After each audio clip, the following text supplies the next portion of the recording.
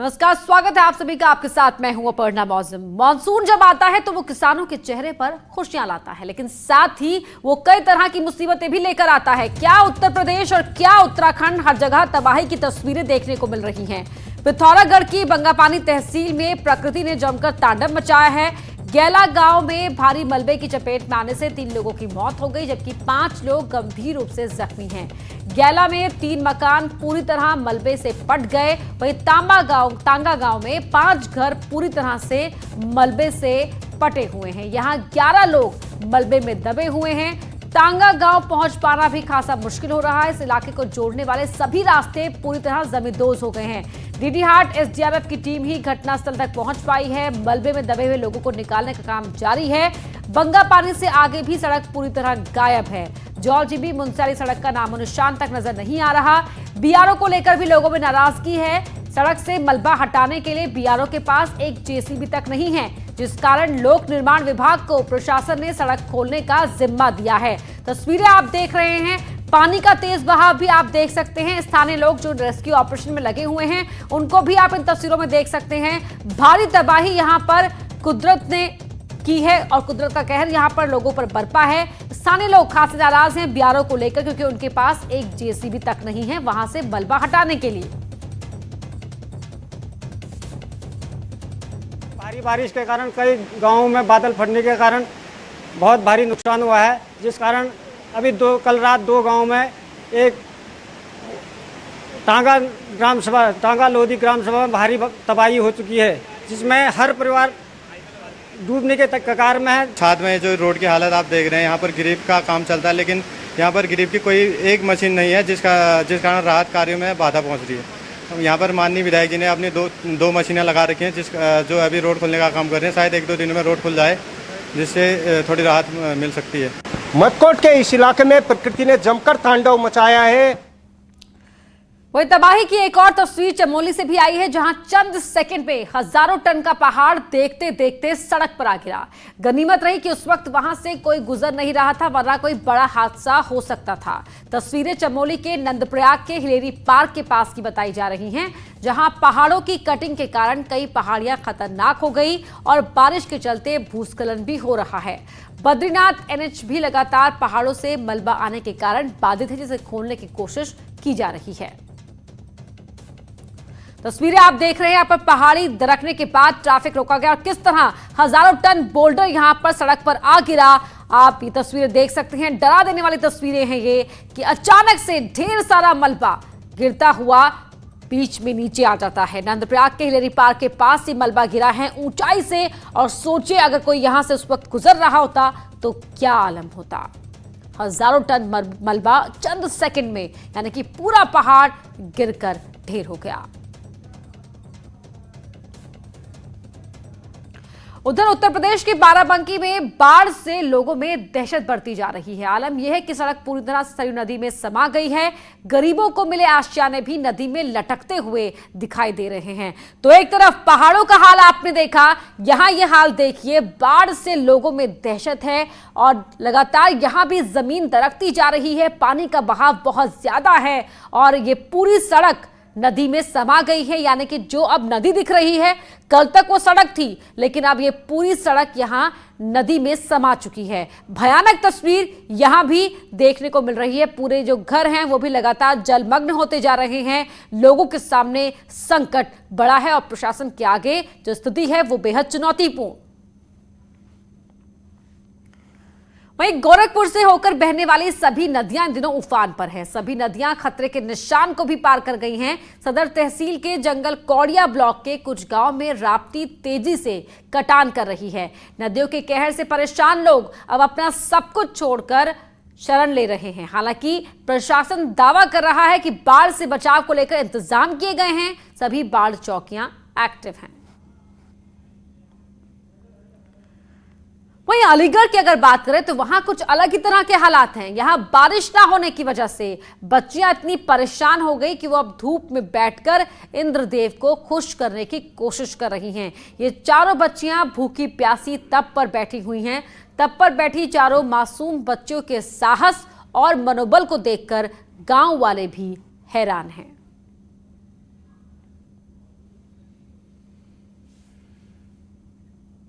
इस गांव में बारिश नहीं हो रही है। किस तरह की परेशानियां आ रही हैं बारिश न होने से? फसल सूख रही है किसानों की। तो आप क्या चाहती हैं, क्या होना चाहिए? बारिश होनी चाहिए। तो आप क्या कर रही हैं यहाँ बैठकर? भगवान से कृपा मांग रहे हैं बारिश। क्या कर रही हो बैठकर? तो भगवान से कृपा कर रहे हैं बारिश आ जाए। क्लास में बैठी हो? सेकंड। किस लिए बैठी हुई है? यहाँ पे बारिश नहीं होती इसलिए। तो क्या है, किस लिए बैठी हुई है? जब बारिश के लिए बैठी है, बारिश काफ़ी लंबे समय से बारिश नहीं कर रही है। इससे मैंने बहुत मना किया, ये बोली नहीं सूखा पड़ रही है पापा, मैं तो बैठूंगी तपने के लिए। इन्होंने आगे नहीं, चारों बेटियों ने अपने आप धूमी लगा ली सुबह 11 बजे, बहुत मना करने पर भी। और अब खबर गाजियाबाद से, जहां पत्रकार पर हमला मामले में 5 गिरफ्तार किए गए हैं। बदमाशों ने पत्रकार विक्रम जोशी को गोली मारी थी। गाजियाबाद के विजयनगर इलाके में ये वारदात हुई थी। पूरी घटना जो सीसीटीवी में कैद हो गई थी। पत्रकार ने बदमाशों के खिलाफ शिकायत दी थी, छेड़खानी के एक मामले में शिकायत की थी और उसी से नाराज होकर, उसी पर भड़ककर पत्रकार पर सरेराह हमला किया गया था।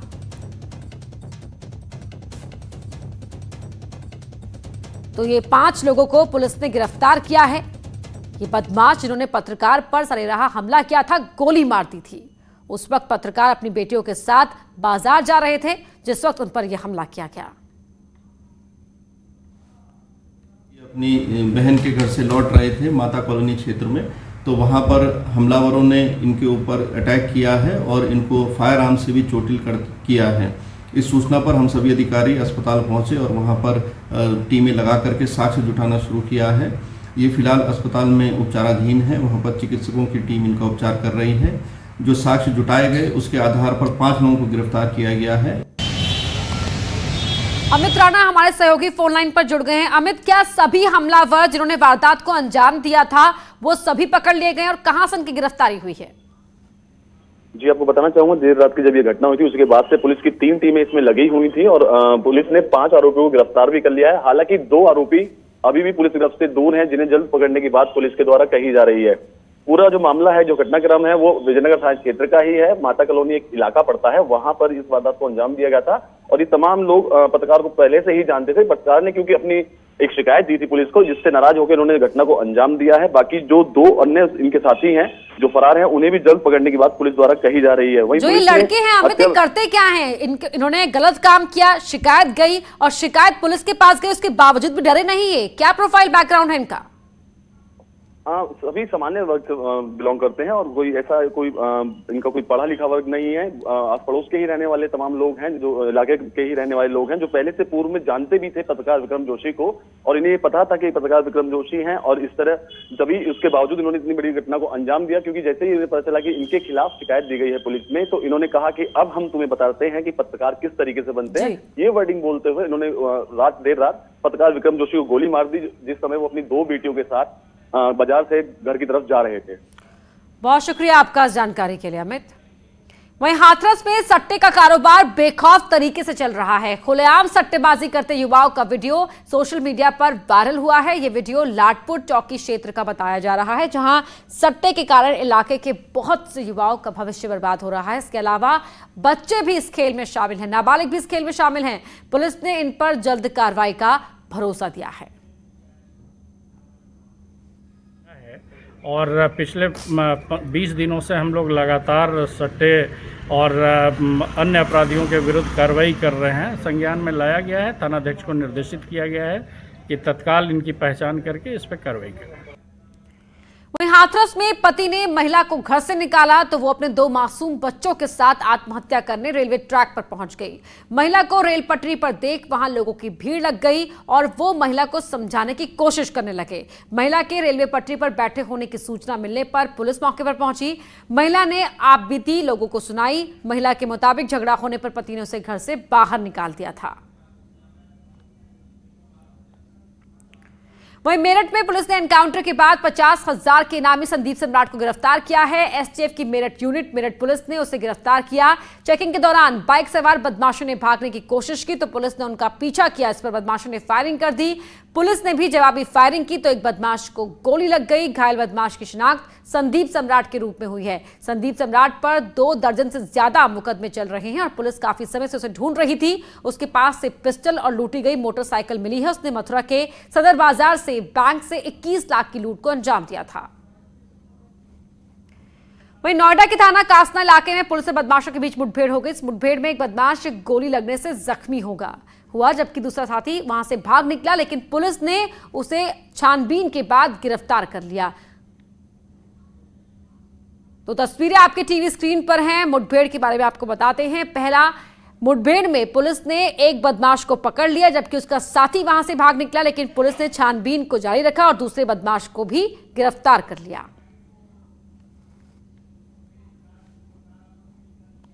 कासना की पुलिस से चेकिंग के दौरान बदमाशों से मुठभेड़ हुई है, जिसमें एक बदमाश के पैर में गोली लगी है। उसका नाम देव प्रकाश उर्फ देवा है, संभल का रहने वाला है। उसके विरुद्ध कई मुकदमे पहले से पंजीकृत है। उसका दूसरा साथी भी प्रमोद पकड़ा गया है, वो भी संभल का रहने वाला है। चोरी की बाइक, तमंचा, कारतूस बरामद हुआ है। यहाँ आपको बता दें, चारधाम देवस्थानम एक्ट पर उत्तराखंड हाईकोर्ट का बड़ा फैसला। सरकार को राहत दी है। सुब्रमण्यम स्वामी की याचिका खारिज कर दी है हाईकोर्ट ने। इस वक्त की बड़ी खबर आपको बता रहे हैं। हाईकोर्ट ने सरकार के एक्ट को सही बताया है और सुब्रमण्यम स्वामी ने जो हाईकोर्ट में याचिका दी थी उसे खारिज कर दिया है। इस वक्त की बड़ी खबर आपको बता रहे हैं। सरकार के एक्ट को सुब्रमण्यम स्वामी ने चैलेंज किया था हाईकोर्ट में और याचिका को खारिज कर दिया है हाईकोर्ट ने। आज सुनाया जाएगा सुरक्षित रखा हुआ फैसला। इस वक्त की बड़ी खबर आपको बता रहे हैं। चारधाम देवस्थानम एक्ट को बीजेपी नेता सुब्रमण्यम स्वामी ने चैलेंज किया था कोर्ट के अंदर और कोर्ट ने सुब्रमण्यम स्वामी की याचिका को खारिज कर दिया है। क्या है चारधाम देवस्थानम एक्ट, आपको बता रहे हैं। चारों धाम इसमें शामिल हैं। एक्ट के तहत बोर्ड में मुख्यमंत्री पदेन अध्यक्ष रहेगा। बोर्ड में पर्यटन मंत्री को उपाध्यक्ष बनाया गया है। बोर्ड में कुल 9 पदेन सदस्य रहेंगे जो एक्ट बनाया गया था और 51 मंदिरों का प्रबंधन बोर्ड के अधीन किया गया था। यानी कि एक पूरा बोर्ड बनाया गया था जो उत्तराखंड के तमाम मंदिरों, जिनमें चारधाम भी शामिल हैं, उनकी निगरानी करेगा। उनके लिए एक बोर्ड बनाया गया था और उसी पूरे एक्ट को हकूकधारियों के खिलाफ बताते हुए हाईकोर्ट में चैलेंज किया गया था। हाईकोर्ट की डबल बेंच सुनवाई कर चुकी है और आज अब सुरक्षित रखा हुआ फैसला सुनाया जाएगा। वीरेंद्र बिष्ट हमारे सहयोगी जुड़ रहे हैं। वीरेंद्र, सरकार को बड़ी राहत। वाकई अपना अगर देखा जाए तो सरकार को आज बड़ी राहत हाईकोर्ट ने दी है कि सुब्रमण्यम स्वामी समेत जो तमाम याचिकाएं थी उनको हाईकोर्ट ने खारिज कर दिया है और कोर्ट ने जजमेंट में तमाम हवाला दिया है। हालांकि पूरा जो मामला है वो ऑनलाइन हाईकोर्ट में सुनवाई चल रही है, तो जजमेंट शाम तक। वीरेंद्र, आपको रोकना चाहेंगे, याचिकाकर्ता और बीजेपी के नेता सुब्रमण्यम स्वामी हमारे साथ खुद जुड़ गए हैं। सुब्रमण्यम जी, याचिका आपकी खारिज हो गई है हाईकोर्ट में? हाँ, मुझे पता है, मैंने ऑनलाइन देखा था। अभी पूरा जजमेंट तो आया नहीं। उन्होंने जो मैंने सुना वो ये कहा है कि 3-4 सेक्शन का उन्होंने उल्लेख करके कहा कि उसको वो हटा रहे हैं, परंतु बाकी पिटिशन की जो बाकी जो प्रेयर्स हैं उसको वो रिजेक्ट कर रहे हैं जी। तो ये तो प्रक्रिया होती है। तो हम सुप्रीम कोर्ट जाएंगे, क्योंकि जो मेरे पहले जजमेंट्स भी थे वो सुप्रीम कोर्ट में ही मैंने जीता था, हाई कोर्ट में जीता नहीं था जी। तो ये जो ऑर्डर जब मिल जाएगी और जजमेंट पूरा मिल जाएगी तो तब मैं हमारे वकीलों के साथ बैठकर फिर सुप्रीम कोर्ट के लिए तैयारी करेंगे। जी सुब्रमण्यम जी, तो आप सुप्रीम कोर्ट का रुख करेंगे, लेकिन क्या इस एक्ट में ऐसा है जिसे आप सही नहीं मानते हैं? वो कि सरकार उसको सदा के लिए मंदिर की जो नियंत्रण है वो ले लेगी अपने हाथ में। ये तो सुप्रीम कोर्ट के कई जजमेंट्स हैं जो मैंने कोट किया था कि टेम्पररी जब कोई घपला होता है उसके लिए टेम्पररी सरकार ले सकती है, परंतु बहुत कम समय जो उन्होंने 3 और 5 साल के बीच कहा, उसके बाद उसको वापस कर देना है जी। सरकार का अधिकार नहीं है मंदिरों को चलाने के लिए किसी या उसकी पूजा को या उसकी जो प्रशासन है उसको चला नहीं सकते। उसके लिए सिर्फ कहीं घपला हुआ है, भ्रष्टाचार हुआ है, मिसमैनेजमेंट हुआ है, उसके लिए हस्तक्षेप कर सकते हैं, बंद उसको ठीक करके वापस करना होगा। सर, सरकार की ओर से यही कहा गया है कि इसीलिए ये बोर्ड बनाया गया है ताकि जो इंटरनल करप्शन होता है उसे खत्म किया जा सके। वो तो उसके लिए कोई विवरण ही नहीं दिया ना, कौन सा करप्शन हुआ है उसका दस्तावेज देना चाहिए, वो सुप्रीम कोर्ट ने कहा। और कहा है कि थोड़ी दिन के लिए ही ले सकते हैं। इन्होंने तो कहा कि ये सदा के लिए होगा जी। इनके आज के जो मुख्यमंत्री हैं, जो अध्यक्ष हो गए बोर्ड के, वो कल मुख्यमंत्री नहीं होंगे तो जो अगला सरकार आएगी उसके मुख्यमंत्री उसके अध्यक्ष बने। जी सर, अब एक टेक्निकल सवाल जानना चाहूंगी आपसे। सुप्रीम कोर्ट आप जाएंगे आपने कहा, तो अब क्या वहां पर भी आप यही बात रखेंगे, इस तरह से रखी जाएगी ये बात? यही बात रखूंगा, जैसे पहले भी किया था। मैंने 4-5 मंदिरों को छुड़वाया इसी आधार पर। हाई कोर्ट में आने के बाद हम सुप्रीम कोर्ट गए थे जी। हाँ जी, बहुत शुक्रिया जी। ठीक है जी सर, बहुत शुक्रिया सर आपका हमसे बातचीत करने के लिए। पूरा जजमेंट मिलने के बाद जी सर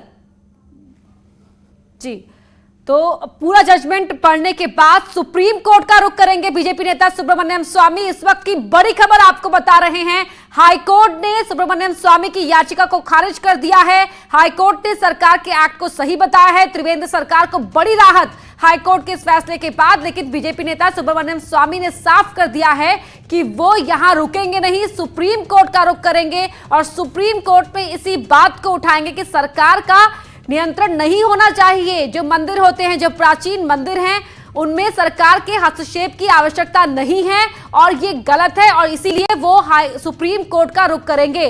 फिलहाल आपको बता दें कि हाई कोर्ट ने सुनवाई के बाद अपने ऑर्डर को सुरक्षित रख लिया था और थोड़ी ही देर में जो ऑर्डर की पूरी कॉपी है वो सामने आ जाएगी। लेकिन ये जानकारी फिलहाल मिल रही है कि त्रिवेंद्र सरकार को बड़ी राहत हाईकोर्ट ने दी है। वहीं मध्य प्रदेश के राज्यपाल लालजी टंडन का आज सुबह लखनऊ के मेदांता अस्पताल में निधन हो गया। वो लंबे समय से किडनी और लीवर इन्फेक्शन की बीमारी से जूझ रहे थे और अस्पताल में भर्ती थे। आज सुबह करीब 5:30 बजे उन्होंने आखिरी सांस ली। लालजी टंडन उत्तर प्रदेश में बीजेपी के वरिष्ठ नेताओं में शुमार थे और कई बार राज्य सरकार में मंत्री भी रह चुके थे। एमपी का राज्यपाल बनने से पहले वो बिहार के राज्यपाल भी रह चुके हैं।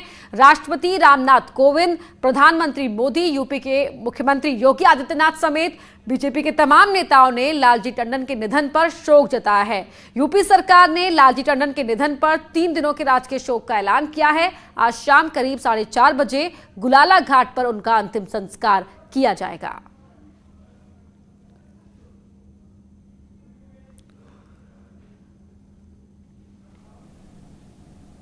आकस्मिक निधन हुआ है। श्री टंडन जी के निधन पर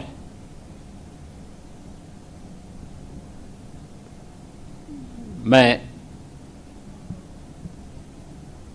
उनके प्रति विनम्र श्रद्धांजलि अर्पित करता हूं। शोक संतप्त परिजनों के प्रति अपनी गहरी संवेदना भी व्यक्त करता हूं। भारतीय जनता पार्टी के बहुत ही वरिष्ठ नेता, मध्य प्रदेश के महामहिम राज्यपाल, बिहार के पूर्व राज्यपाल, लखनऊ के पूर्व सांसद, लंबे समय तक उत्तर प्रदेश सरकार के मंत्री के रूप में राज्य की और राष्ट्र की जो उन्होंने सेवा की है, उसके लिए श्रद्धेय श्री लालजी टंडन, जिन्हें हम लोग आदर के साथ बाबूजी कहते हैं, उनको कभी भुला नहीं पाएगा। और यहां रुक रहे एक छोटे से ब्रेक के लिए।